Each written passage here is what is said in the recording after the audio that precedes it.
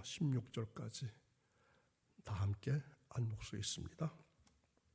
또 여섯째 천사가 그 대접을 큰 강 유브라데에 쏟음에 강물이 말라서 동방에서 오는 왕들의 길이 예비되었더라. 또 내가 봄에 개구리 같은 새 더러운 영이 용의 입과 짐승의 입과 거짓 선지자의 입에서 나오니 그들은 귀신의 영이라.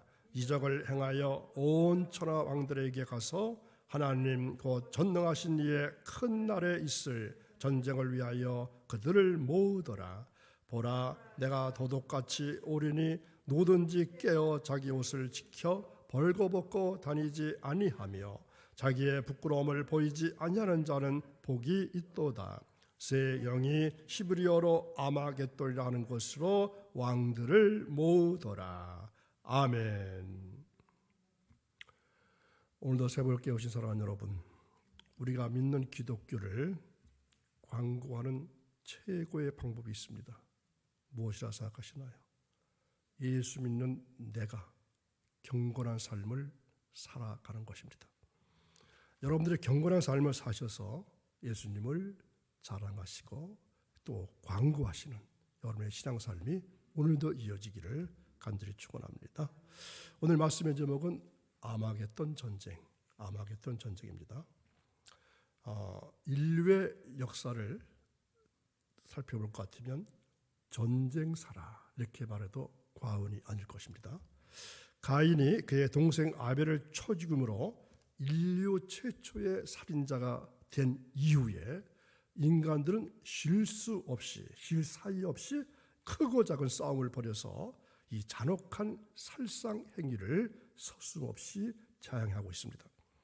이 어떤 사람의 조사에 의하면 인류는 지금까지 2만 6천 번 이상 전쟁을 했다고 합니다. 그중 기원전 1496년에서부터 1972년 사이까지 볼 것 같으면 무려 3648년 동안이나 이 인류의 전쟁이 있었다는 겁니다. 그리고 발생한 연수는 3241년이었고 불과 277년 만이 평화로운 해였다고 하는 것입니다. 이 통계를 볼 때 이 14년 중에 1년꼴로 겨우 평화로웠다는 이야기니까 사실상 지구상에는 전쟁이 그칠 날이 별로 없었다는 말이 됩니다. 지금도 내전이 일어나고 있는 나라가 몇몇 나라가 있습니다. 자, 그 중에서도 지난 1세기 동안 일어난 전쟁이 제일 많은 희생자를 가져오게 했는데 세계 제1차 대전 때에는 2천만 명 이상이 죽었습니다. 세계 2차 대전 때에는 5천만 명 이상이 죽었다고 하니까 전쟁이 얼마나 무섭고 무모한 짓인가를 절감하게 해줍니다. 자, 그렇다면 이제 2차 대전까지 진행되었습니다. 3차 대전이 일어난다면 어떻게 될 것 같습니까? 예상하고조차 끔찍한 일이지만 세계 대전이 다시 일어난다면 핵 전쟁으로 비화하게 될 것입니다. 그렇게 되면 지구상의 인류는 대부분이 다 죽고 맙니다. 말하자면 세계 대전이 다시 일어난다면 그것은 인류의 마지막 전쟁이 될 것이라는 겁니다. 자, 오늘 우리가 함께 읽은 본문 말씀이 바로 아마겟돈이라고 하는 여기서 전쟁이 나온다는 말씀을 하고 있습니다. 대접 심판 중에 등장하는 아마겟돈은 무엇을 의미하는 것일까요? 자, 몇몇 이단들이 이 아마겟돈을 해석하기를 참 좋아합니다. 인용하기를 참 좋아합니다. 자, 몇몇 이단들이 주장하는 이 아마겟돈을 한번 생각해 보겠습니다. 자, 재림교회를 추천하는 이단 종교가 무엇이죠? 안식교죠. 이 안식교는 요한계시록의 아마겟돈을 인류 전쟁의 최후다 이렇게 말합니다. 여호와의 증인은 1975년 10월에 아마겟돈 전쟁이 일어나서 지구가 멸망할 것이라고 했지만 그런 일은 일어나질 않았습니다. 또 안식교와 여호와의 증인은 요한계시록의 아마겟돈 전쟁을 문자 그대로 믿고 있습니다. 아마겟돈을 비로 해석하는 이단도 있습니다.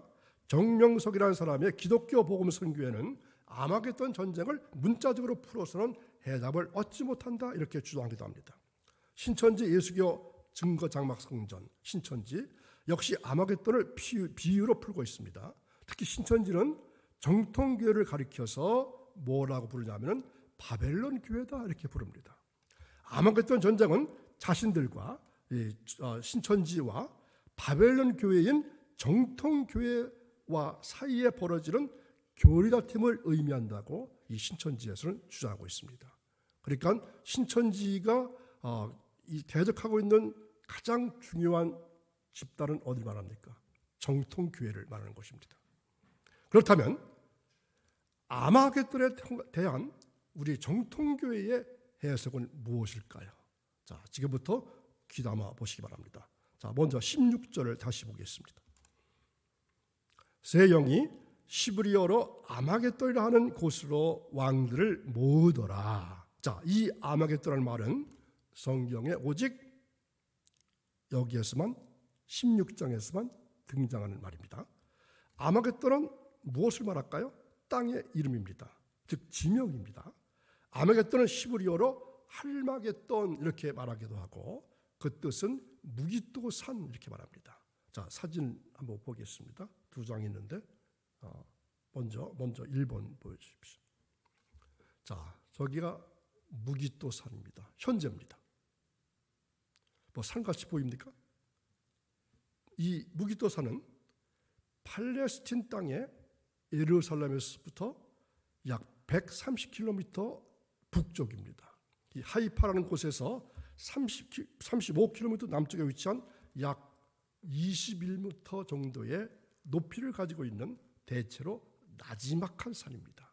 그러니까 21m라고 하면 볼 때 뭐 산이라고 할 수도 없고 그저 언덕배기에 지나지 않습니다.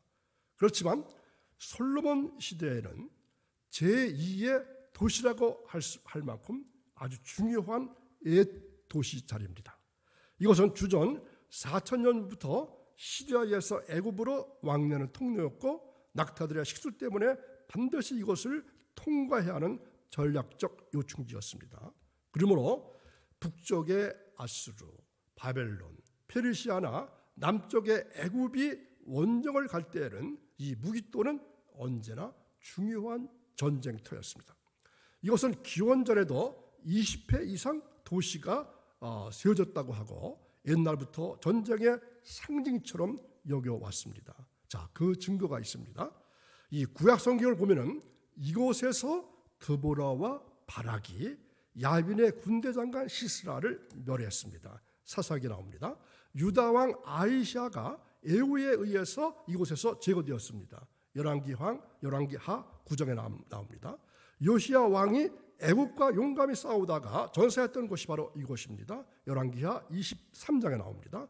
사울 왕도 이곳 계곡에서 쫓겨서 길보아 산에서 최후를 맞이했습니다. 사무엘상 31장. 그 외에도 이것은 아주 역사적인 전쟁터가 되었으니까 이 애굽의 시삭에 의해 파괴되게 됐습니다. 아스루에 파괴됐고 1799년 근대죠. 나폴레옹이 터키 오스만군과 이곳에서 싸웠습니다. 그리고 최근 현대 1948년 이스라엘 독립전쟁 때 아랍군과 싸워서 승리를 거둔 장소도 이것입니다. 자, 이 두 번째 사진 보여주시기 바랍니다. 이처럼 무기또는 저기는 그 산에서 내려다본 평야 같죠? 잘 보이질 않습니다만 상당히 넓은 평야 지역입니다. 제가 2번 저기 가서 보았는데 과연 저기에서 전쟁이 일어날 수 있을 것인가? 그런데 나폴레옹은 그렇게 표현합니다. 전쟁이 일어나기 좋은 곳이 또 있다면 바로 여기가 참 좋은 전쟁터다. 무기또는 고대로부터 현대에 이르기까지 처절한 격전지였습니다.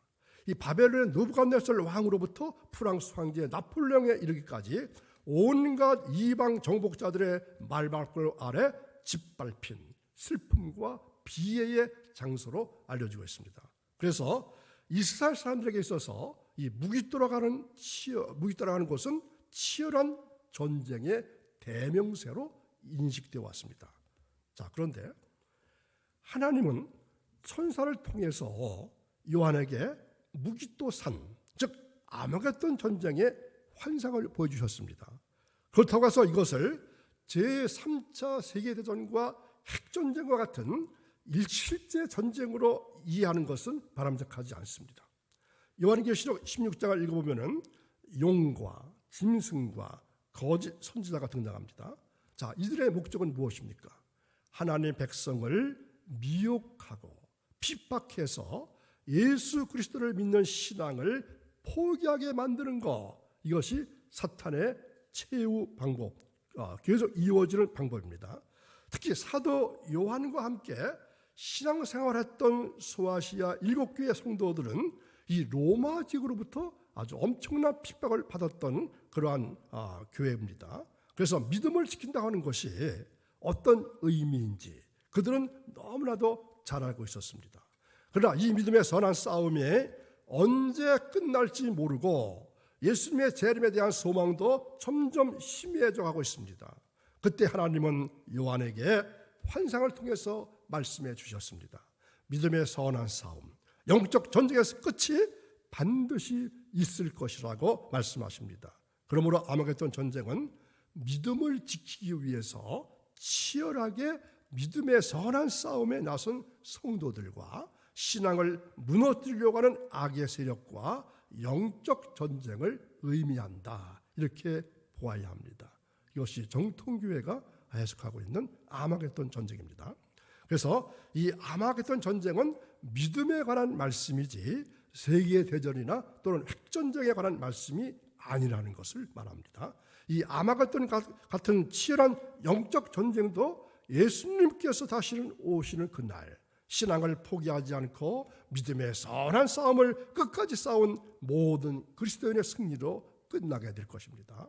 그래서 아마겟돈 전쟁은 6째 천사가 그 대접을 큰 강 유브라데에 쏟으며 막 강물이 말라지게 되고 동방에서 왕들이 오는 길이 예비됨으로써 시작된다고 했습니다.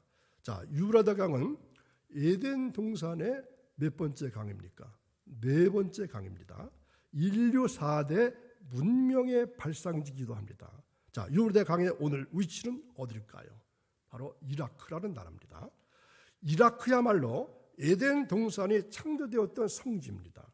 이라크야말로 그 옛날에 바벨론 중심지였고 고대 제국들의 왕들이 패권을 다투어 싸웠던 세계 역사를 좌우했던 중심지, 바로 그곳입니다.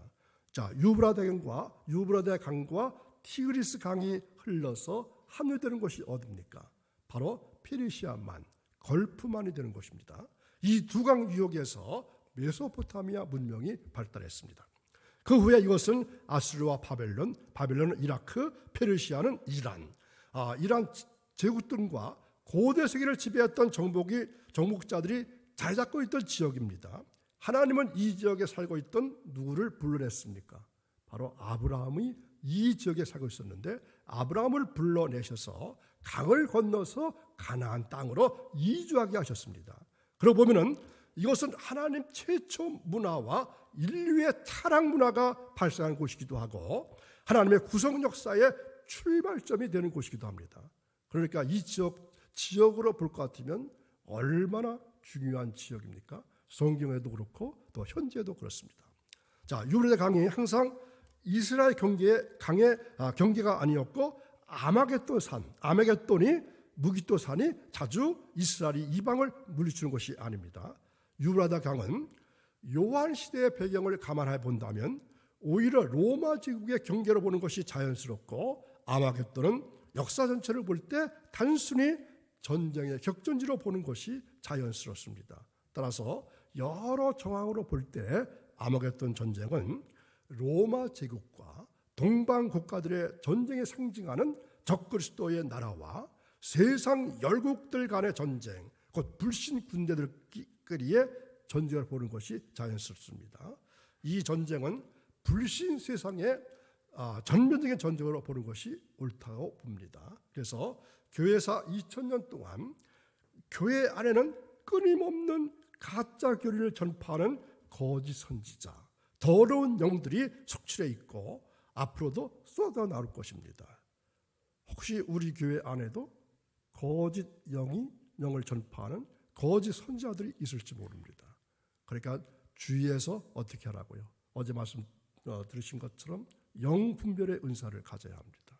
그러기 위해서는 성경을 열심히 읽고 열심히 기도를 해야 합니다. 그리고 배도하는 멸망의 자식들 속에서 예수 그리스도의 도우심으로 여전히 꿋꿋이 깨워서 자신의 신앙을 지키고 의의 흰옷을 지키려는 참 성도들이 있었습니다. 그리고 앞으로도 그런 성도들은 끊임없이 나올 것입니다. 오직 그들에게만 승리의 멸관이 주어지게 됩니다. 자, 여러분 다빈치 코드나 유다 복음이니 또 기복주의니 신비주의, 물질주의, 향락주의 이러한 것들을 많이 들으셨죠. 이런 것들이 다들 자기들이 옳은 줄 알고 자기들이 승리자인 줄 알고 거들먹거립니다. 그들은 지금 이 시간에 스스로 자해하고 있는 것이고 스스로 자멸하고 있는 것입니다. 그리고 그 전능하신 하나님의 큰 날에 완전히 멸망하게 될 것입니다. 그러니까 오늘도 세볼 것이 사랑하는 여러분 힘내시기 바랍니다. 지금 여러분의 세상을 용서해주고 참아주고 하나님의 자녀답게 살아가고 있습니다. 이런 것들이 꼭 지는 것처럼 약해 보일 수도 있습니다. 그러나 여러분이 깨어있는 분들입니다. 회개하는 분들입니다. 흰옷을 지키고 계신 분들입니다. 바로 여러분들이 승리자가 되는 것입니다. 홍해 바닷가에서 자기들이 승리자인 줄 착각하다가 모두 다 그 홍해에 빠져 죽어버린 애국 군사들처럼 우리의 대적들도 지금은 자신들이 이기는 것처럼 보여서 거들럭거리지만 결국 그들은 모두 지옥의 불못으로 빠져버릴 것입니다. 결론은 그래서 이미 나 있는 것입니다. 예수님께서 친히 우리들에게 말씀하십니다. 15절 다시 보겠습니다. 보라, 내가 도둑같이 오리니 누구든지 깨어 자기 옷을 지켜 벌거벗고 다니지 아니하며 자기의 부끄러움을 보이지 아니한 자는 복이 있도다. 이것은 깨어서 믿음을 굳게 지키라 이라는 말씀입니다. 그리고 하나님의 자녀로서 부끄러움을 보이지 말고 보다 경건하고 진실하게 믿음을 지켜가면서 살라는 말씀입니다. 마지막 때에 자기 옷을 지켜 벌거벗은 모습으로 드러나지 않는 것이 중요합니다. 마지막 때에 우리가 할 일은 분별력을 가지고 신앙의 경전을 지키는 것입니다. 예수 그리스도께서 입혀주신 의를 잘 지켜야 합니다. 예수 믿는 믿음을 양보하지 말고 그의 계명인 하나님 말씀을 지켜나가야 합니다. 육신의 일을 도모하지 말고 그리스도를 위한 생활을 해야 합니다. 이러한 신앙 삶이 주님께서 원하시는 모습입니다. 그래서 여러분 부탁드립니다. 끝까지 믿음을 지키시면서 하나님을 기쁘게 해드리는 여러분들의 신앙 삶이 오늘도 이어지시기를 간절히 축원합니다. 기도하겠습니다. 자비와 사랑이 많으신 하나님 아버지, 예수님의 십자가 보혈로 저희들의 모든 죄를 정결하게 씻어주시고 하나님의 자녀로 삼아주신 은혜를 감사드립니다. 아비가 아들을 사랑한 것처럼 신랑이 신부를 기뻐한 것 같이 하나님께서는 매일 매순간 저희들을 사랑해 주시고 아끼시며 보호해 주시고 계십니다. 거친 세상길에서 저희와 동행해 주셨던 하나님께서 오늘 새벽에도 저희들을 성전으로 모으셨습니다. 그 크신 사랑에 응답하며 이 시간 마음과 뜻과 정성을 다해서 예배하며 기도하오니 영광을 받아 주옵소서. 응답의 기도를 할 수 있도록 도와주옵소서. 하나님 아버지, 아마겟돈의 전쟁에 소고기 막이 올랐다는 말씀을 들었습니다. 하나님의 심판이 이 땅 위에 가까워짐을 의식하게 됩니다. 이때야말로 우리 주 예수 그리스도를 맞이할 만반의 준비를 해가면서 하루하루 기쁘고 감사하고 하나님께 영광을 돌리는 믿음의 사람답게 살아갈 수 있도록 도우실 것을 믿사오며 예수님의 이름으로 기도하옵나이다. 아멘.